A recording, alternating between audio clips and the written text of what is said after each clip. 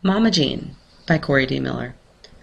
I remember when I was young, my parents would take my brothers and me to see our grandmother, Mama Jean. She lived in a little house on the north side of Omaha. After Grandpa William died, she insisted on living alone.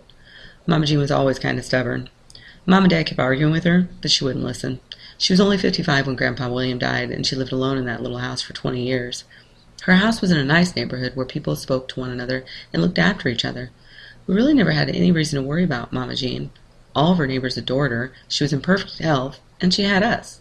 The one thing that was more important than all of that was that she was happy. Every Sunday morning, Mom, Dad, William, little Esther, and I would get into our car and make our way to Mama Jean's. It wasn't far, a mere 4 blocks. We always picked her up for Sunday services. After church, which usually lasted an hour, we'd go to breakfast at the village. That was the best part. The village had the most amazing blueberry pancakes. We'd spend hours talking, laughing, and eating. When we were finished stuffing our bellies, Mom and Dad would drop all of us off at Mama Jean's to spend the rest of the day, and sometimes the night. Mama Jean's house was pale yellow with white trim.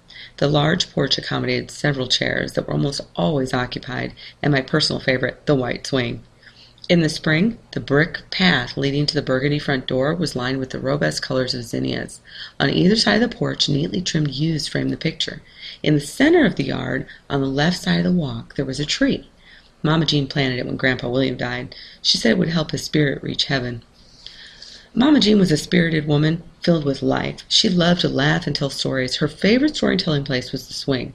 We'd spend hours listening to her tales of good versus evil or family history. She had a soft voice and only spoke when she had something worth saying. When she did speak, her tone commanded attention and respect. There was something about her nature that attracted people to her, young and old. They frequently came seeking advice. I recall that oftentimes she'd simply listen without saying a word, and yet the person would seem satisfied. It's funny how you don't recall those types of things until someone is gone. I remember the day my father called with the news of Mama Jean's death. I was away at school. It was dead week, spring semester, and I was studying for finals. My apartment was quiet except for the occasional chirp of a bird outside my bedroom window. The phone rang. It was 10:30 a.m. I was surprised to hear my father's voice. He told me Mama Jean died in her sleep and that I should come home. I hung up the phone and began to pack. After the funeral, things settled down a bit, and I had time to think.